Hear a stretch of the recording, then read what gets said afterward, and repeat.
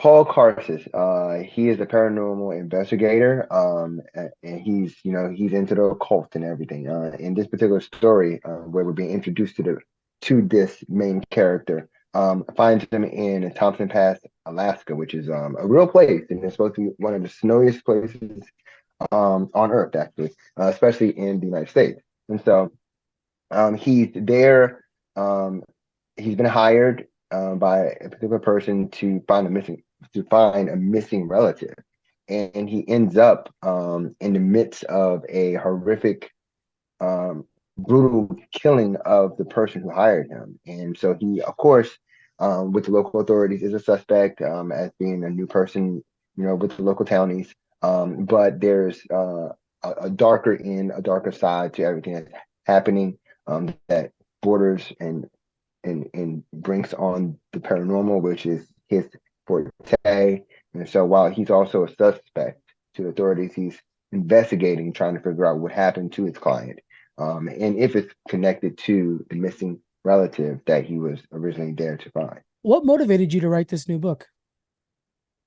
So what's interesting about this is this has been in the works for man about 2, 3 pre-pandemic for sure. Oh, wow. I start yeah I start to lose count with Yeah. years with the pandemic. So I know it's either post pandemic or pre pandemic. And I know that Nathan Kelly and I have been working on this for several years. Definitely began pre pandemic, and it's gone through different phases. At one point, it even had a potential publisher, and we decided to hang back some, look at the industry. I got really busy with editing, with freelancing, and then with Scout with Black Cotton, and he was doing Drexler, which eventually landed on Scout as well. And so it was really a fun story to tell. At that point, we edited it, we revised it, and then what ended up happening is a few months back, several months back, when I was beginning to develop and then go toward branching out and launching Black Trauma. um, I reached out to him like, hey, we have like this great paranormal investigator horror story here. Let's do something with it. Here's Yeah. what I'm planning for Black Trauma. I think that our character will fit perfectly in this horror, you know, universe. And he was like, "Yeah, let's let's do it." So that's how Paul Karcis as a title, became part of Black Trauma. It's a very strong character, and I thought launching Black Trauma, having this black character who is a paranormal investigator would be a great start. Speaking of Black Trauma, you talk about wanting to start this because you wanted to have creative control and independence. Mhm. Why is that so important for a comic creator? Oh, well, the comic book industry, as much as I've been a part of it, it's always in flux. It's always in Mhm. flux. And more, I find that um, companies, and again, I say that with uh, recognizing I feel very fortunate to have been a part and contribute all of the work or the company's work that I have. It's helped to grow me, and I've learned so much from so many people. Um, but I feel like a lot of times, more and more, companies, even creator owned, are becoming IP houses Yes. where they are looking for that next step, the media. Like what can I adapt this into, right? And so you end up having, while you're in control of the story, pretty much for the most part, you're not in control of what happens in the real world to your characters, and to the story that you're trying to tell. And with a higher focus on adaptation, what happens to just the publishing? Right. And at the end of the day, I want to tell these stories. And creator-owned comics offers one of the best avenues and pathways to telling the story that you want to tell. And if you want to hire on an editor or a proofreader or et cetera, you can. If you don't have to. But at the end of the day, there's that flexibility, there's that versatility. And after freelancing as much as I have, and it's I've always wanted to tell my own stories, Yeah. and so I'm just at a point now where I'm just like, this is the most important thing to me as far as being a creator. So while I love publishing houses, I respect them. I would love to continue to work with them in some capacity. The most important thing is for there to be a vehicle like BlaX Trauma Productions for me to tell the stories that I want to tell, how I want to tell them, and for them to, for myself and my co-creators, my collaborators, to be able to control the story, control the characters, control the narrative, and to control the IP. If it Very well was to said. be adapted, or if it's Yeah. not even now. But that could be the focus, or that cannot be the focus. It's up to you this time, and not outside Yes, sources. Yeah. Uh, absolutely, speaking absolutely. speaking of your past work, we have the Vineyard, Nottingham, and Black Cotton. What have you learned from those projects that you get to bring forward to Karcis? So, oh man, a lot. Mhm. Let me start with Mad Cave, where Mad Cave, be, they were going into the direct market through Diamond when they went on as the editor. And the first title that they were releasing was Battle Cat.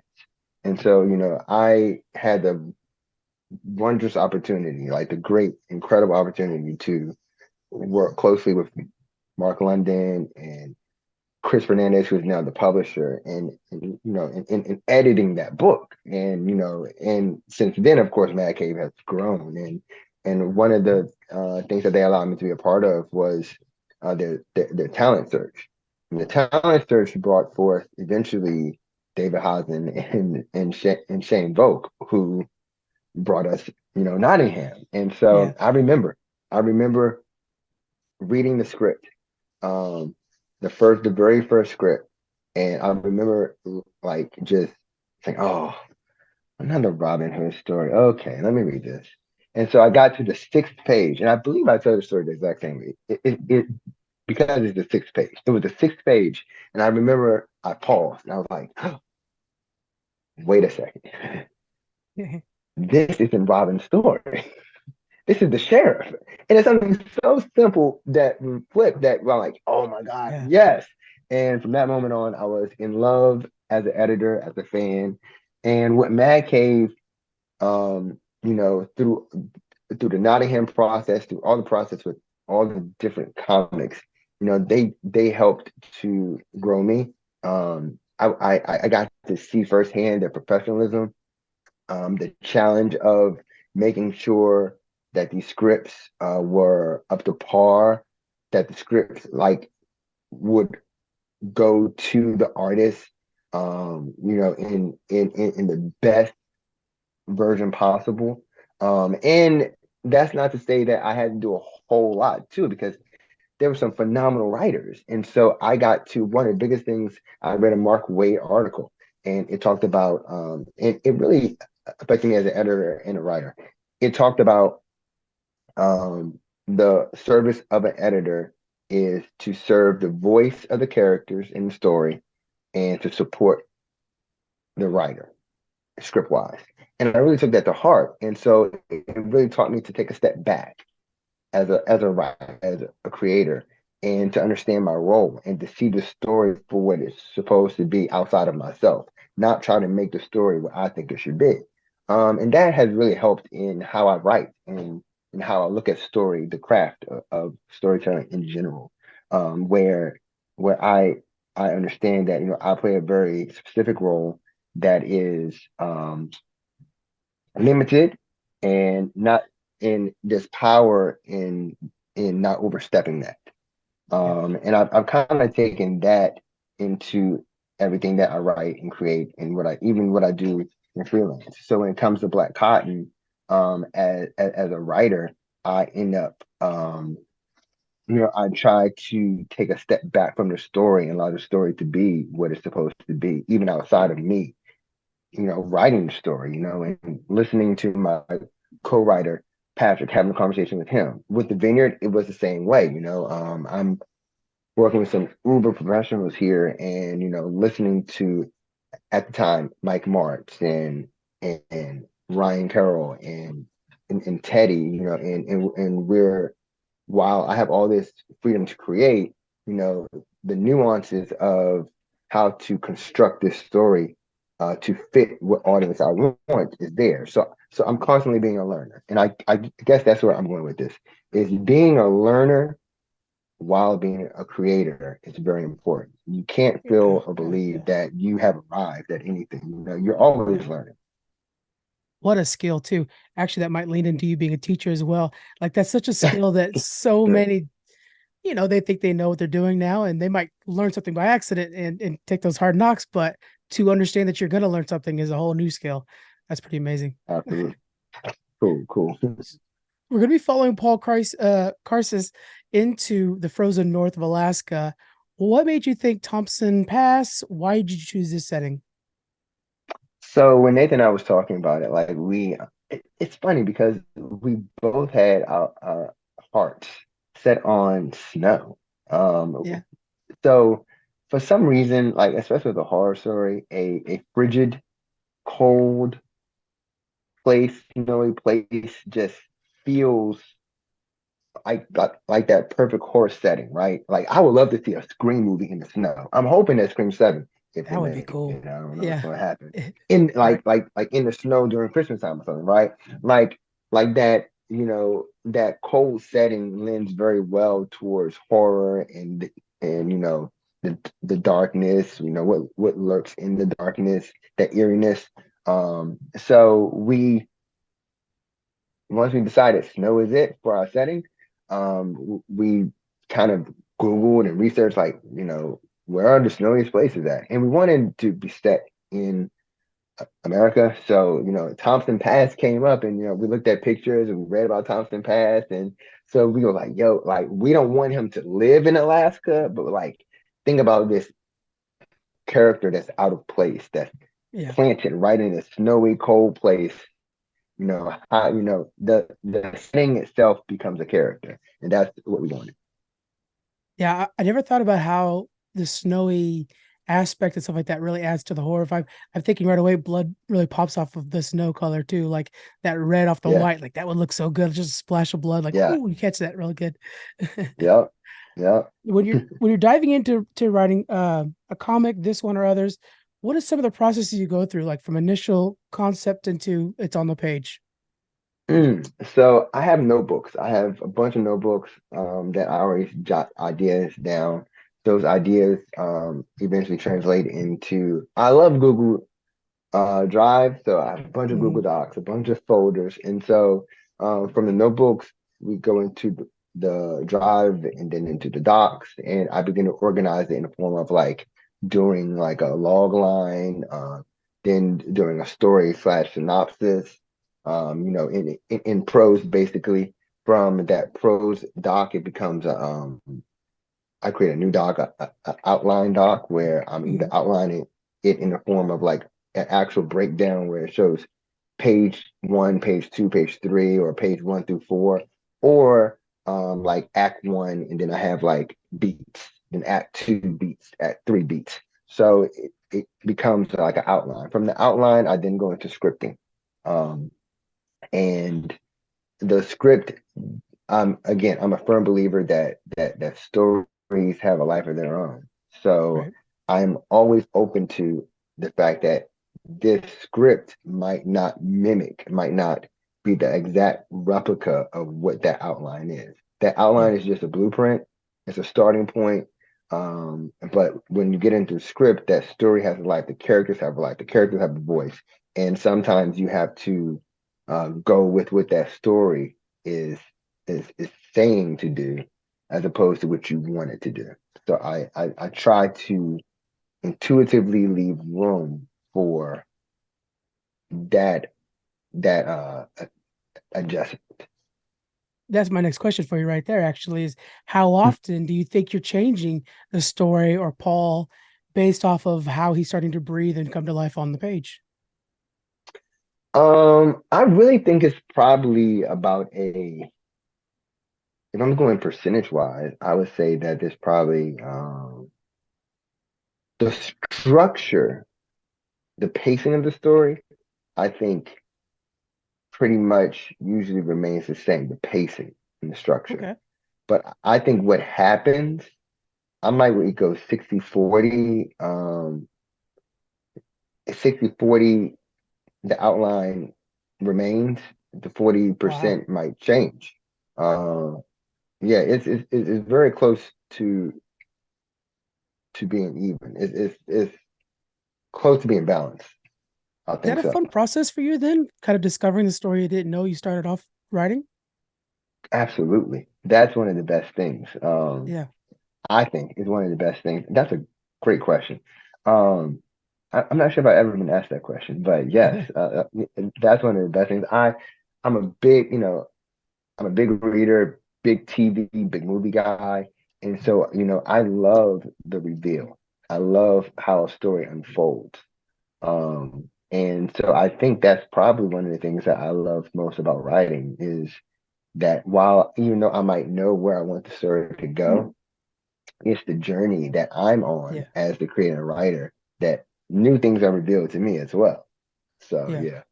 So there's a part of you telling us a story.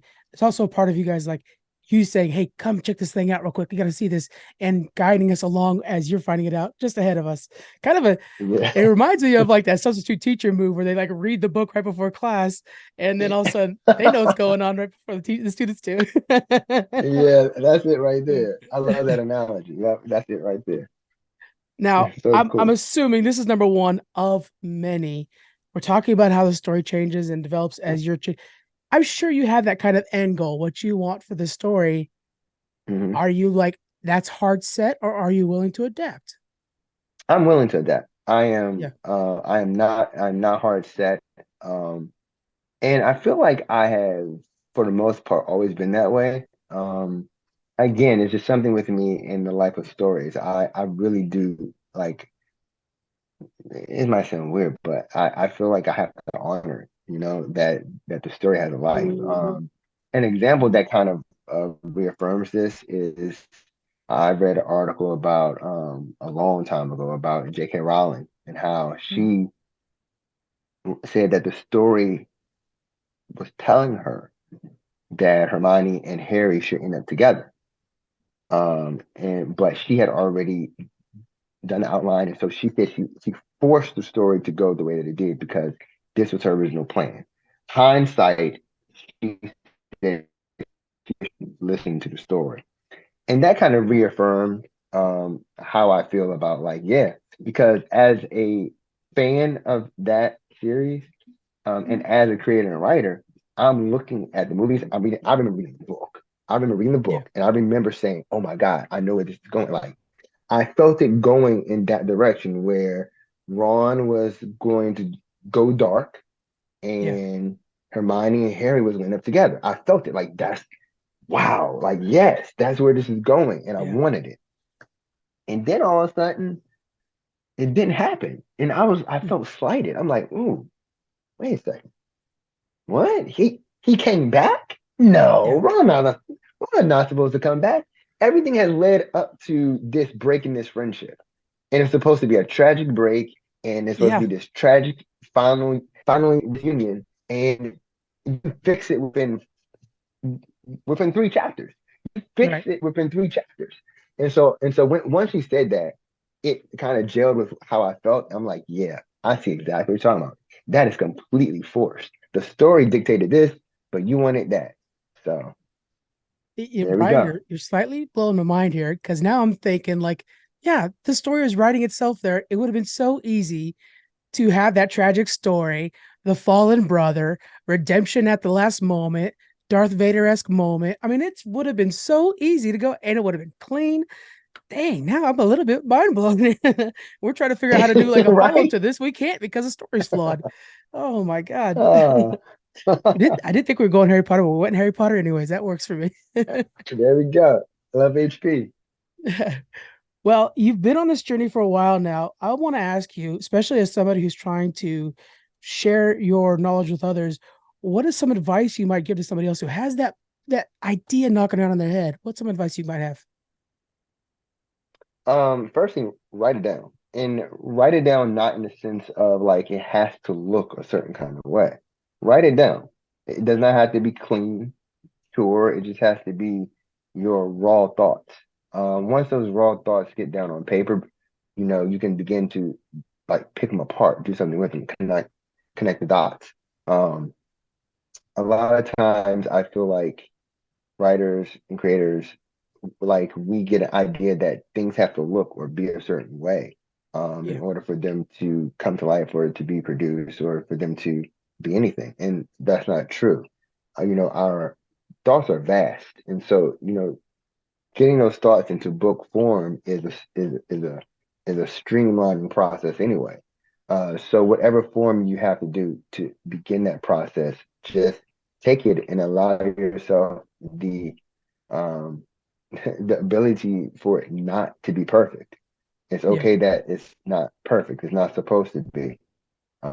So that's one of the major first steps, I think. It's just get it down on paper, allow yourself to take that first step into the journey. And it kind of goes back to what you're saying before, where just put it out there and then let it kind of choose which way it needs to go. Don't try to force it into something that you might have been inspired by, or try to stay away from that inspiration. Right. Try to stay, just let it get out on paper. That way it could start forming its own life. That's really good advice. Absolutely. Absolutely. Brian, where can people go to start getting their copy of Karcis?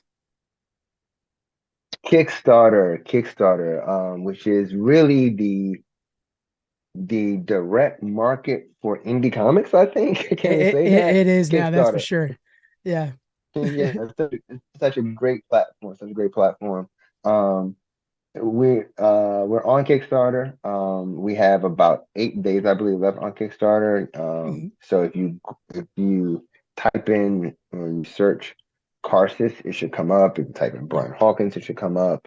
So Kickstarter is the Yeah. We're, place to go. we're going to have all the links in the description, guys. So right now, get down there, start clicking away, follow up, and just follow Karcis, follow Brian on his journey. What is the best social media platform you're on, Brian, so people can follow you there too? Oh, so I'm on X, which was formerly known as Twitter. Yeah, I'm I'm on having a hard time with Threads. that. Yeah, Threads. I'm at Threads. There we go.